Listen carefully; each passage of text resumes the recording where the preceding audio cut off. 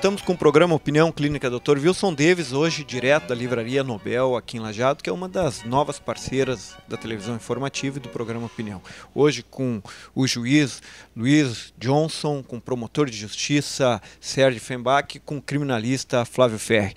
Antes de irmos para o intervalo, o senhor falava a respeito de alguns processos que marcarão, né? Eu vinha fazendo um comentário sobre toda a preparação de alguns julgamentos, mas que este do mensalão foi, obviamente, o que chamou a atenção da nação, até porque não se tinha a noção e nem relato histórico nenhum de alguns políticos sendo julgados pelo Supremo.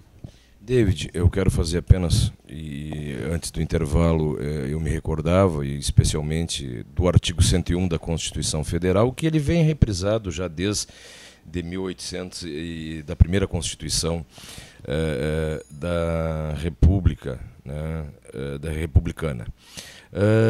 O Supremo Tribunal Federal, e é uma curiosidade histórica, é composto por 11 ministros, né, com idade superior a 35 anos e com idade inferior a idade inferior a 65 anos, quando ingressam, pode ingressar até os 65 anos, né?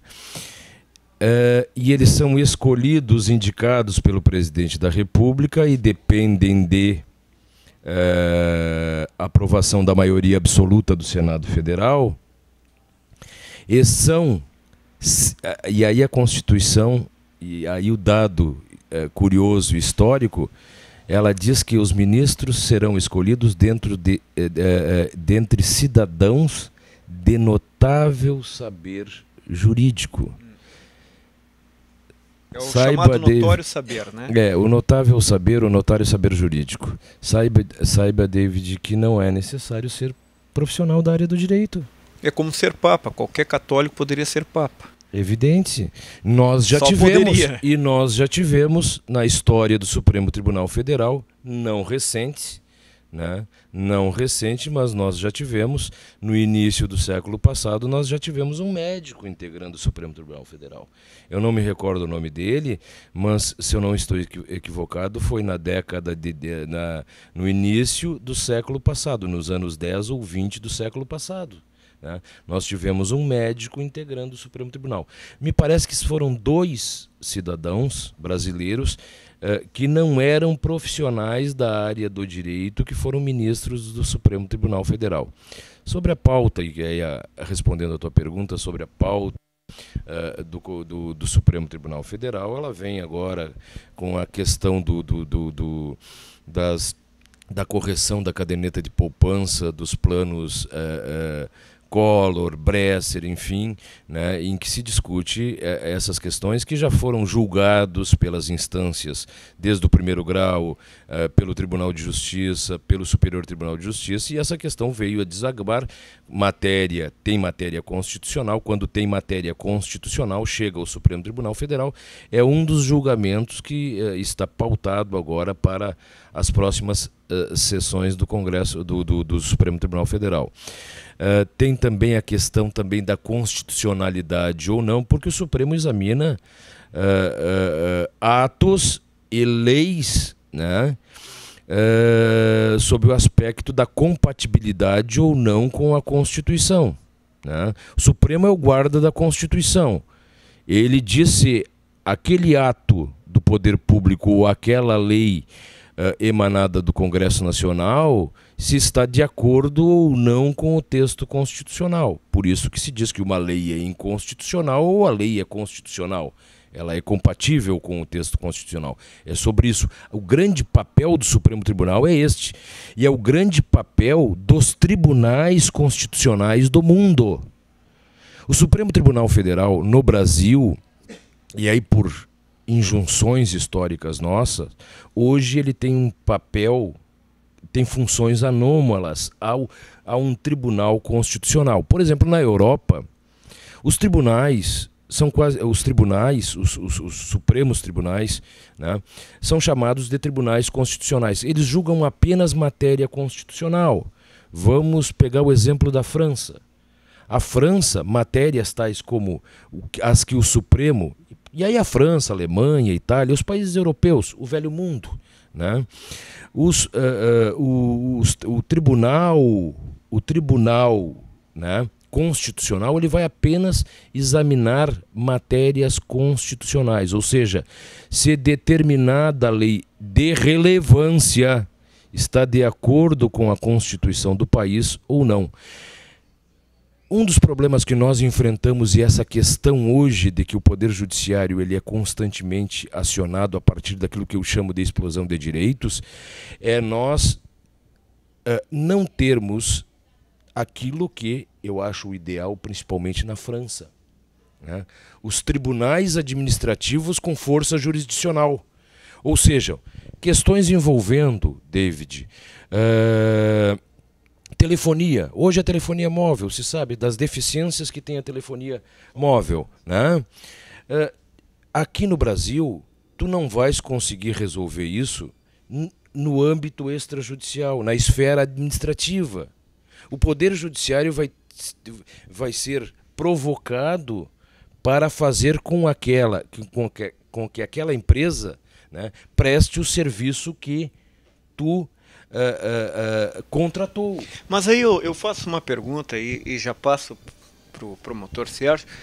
Não há nisso que o juiz Johnson coloca agora uma judicialização do todo da vida?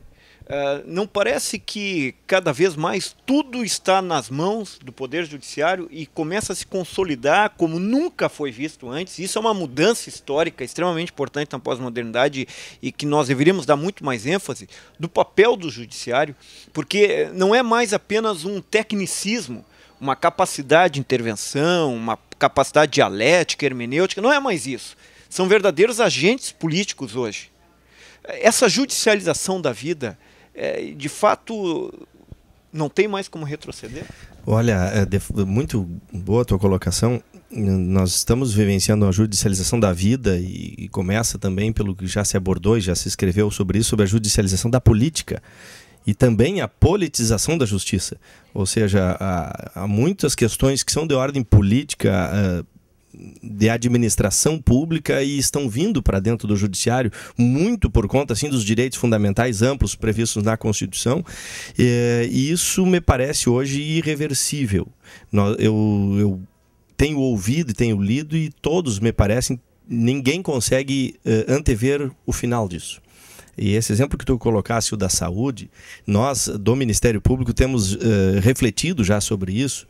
Nós somos colocados como os defensores da sociedade, temos um rol de direitos fundamentais e temos o poder público em tese como o grande devedor desses direitos. Mas pegando rapidamente assim 2 ou 3 casos clássicos e já aconteceram hipóteses dessa ordem, por exemplo, em que nós começamos os promotores a instaurar inquéritos, pressionar e ajuizar ações, ou o judiciário deferindo liminares contra o poder público, chega um momento em que um prefeito chega até a sala de audiência do juiz e entrega a chave da prefeitura.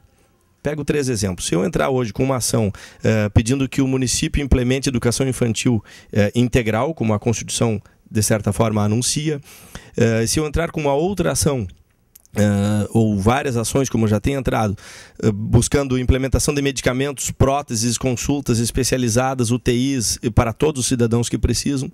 E se eu entrar com mais uma ação para que se construa um novo aterro sanitário, porque o nosso em 5 anos estará esgotado, e se eu entrar com a 5ª ação pedindo que se tenha saneamento básico, porque nós hoje tratamos apenas 10, 15% do nosso esgoto sanitário. Se eu sou prefeito, eu corro. Mas são todos direitos que têm amparo constitucional e a porta do judiciário está ali aberta. Se eu entrar com estas ações, o judiciário vai ter que se manifestar.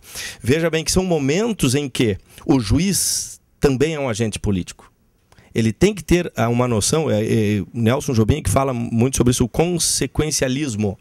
Ou seja, qual é a consequência de uma decisão judicial desta ordem?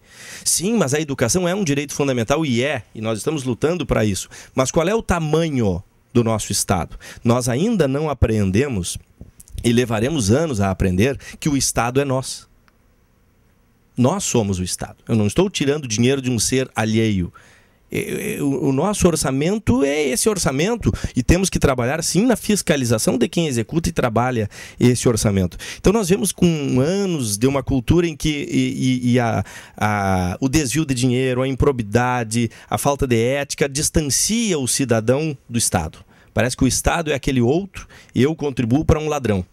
E aquele ladrão não me dá nada. Eu tenho tido arrepios, já irritação, quando eu ouço programas de toda ordem e frases. E eu entrei essa semana já no Facebook, sou um novato nisso, mas como se ouve toda hora, não, mas a gente paga impostos, não recebe nada em volta, eu pago e não recebo nada em volta. Gente, como não recebe nada em volta? Sabemos quanto custou a duplicação da 386? Nós sabemos quanto entra de dinheiro público por mês no Hospital Bruno Bor. De dinheiro público, sim, é retorno nosso. E quanto custa para manter a segurança pública? Quanto custa para manter a educação disso todo? Então há um momento em que a política, e isto é política no bom sentido, não a política partidária, a política da administração da coisa pública, da melhora das condições de vida, a política vem para dentro do judiciário. E aí, e não é por menos que eles são holofotes, porque esses momentos são tensos e aquele homem que era um tecnicista jurídico, ele toma decisões que são também políticas. Como ele toma decisões que são também políticas, eu vou ter um juiz que sim, manda abrir a cancela do pedágio, outro que manda colocar a criança na creche, e do outro lado do rio eu posso ter um juiz que diga não. A minha concepção dos direitos fundamentais é outra. E aí nós temos distâncias, temos diferenças, e a sociedade fica, mas como pode? Aquele é corrupto? Aquele se vendeu porque não deu o direito que eu pedi? E a primeira suspeita que surge, mas por que esse juiz deu e aquele não deu? Bom, e aí nós vamos aos tribunais que têm a função de uniformizar esses entendimentos, chegando até ao Supremo Tribunal Federal. Vejam bem, são 11 homens para decidir questões que abrangem um país que é continental. Nós não temos ideia da diferença do que é abordar, por exemplo, trabalho infantil, aqui na nossa realidade, onde uma criança trabalha com a família ajudando na lavoura, a irmos para o interior do Maranhão, onde eu tenho um trabalho escravo infantil. Mas nós precisamos de um país que tenha uma uniformidade de entendimentos. Nós temos questões que são absolutamente diferentes de regiões para regiões. A questão da jornada de trabalho, que a Constituição ficou no meio termo em alguns lugares sobre os turnos, 6 horas, 8 horas. Havia tribunais regionais que diziam que o turno seriam de 6 horas. Olha a repercussão econômica que dá para as empresas. Se eu entendo que a jornada é de 6 horas, eu preciso 4 turnos de trabalhadores. Outros tribunais entendiam que a jornada poderia ser de 8 horas, desde que com intervalo. Se eu tenho uma jornada de 8 horas, eu diminuo para 3 turnos de trabalhadores. Isso é uma repercussão econômica enorme, gera migração de empresas. Quem é que está decidindo isso? É um jurista. Então, a vida e a política caiu muito dentro do judiciário. Por consequência, a via inversa também existe. Nós não podemos, e eu tenho que fazer, eu achei que o Flávio Ferri ia vir com mais referências dessa ordem. Eu há muito tempo que eu ouvia o Flávio no rádio, por ali tinha uma vontade de apartear, o Flávio nunca conseguia, porque eu estava sempre ouvindo.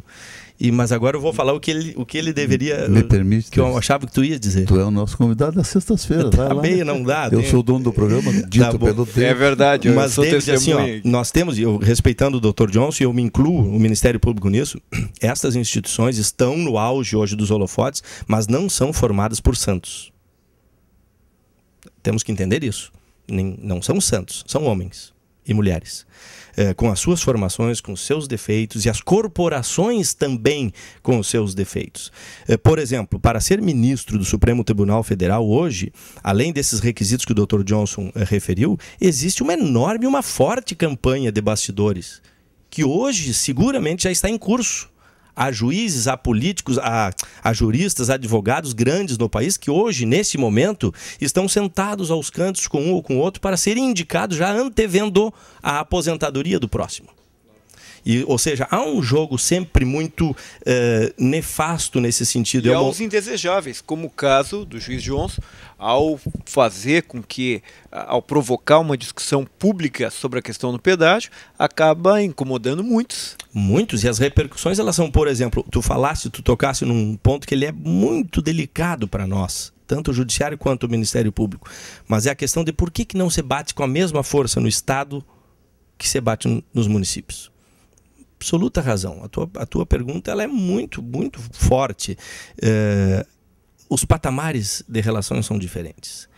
muitas vezes o Ministério Público, pela sua cúpula, e o Judiciário, pela sua presidência, tem que sentar na mesa com o governador do estado e discutir o orçamento. Como o Flávio disse, tem que discutir quantos cargos vai ter veto, não vai ter veto, vai ter aprovação, não vai ter aprovação, o famoso e antipático de reajuste de vencimentos,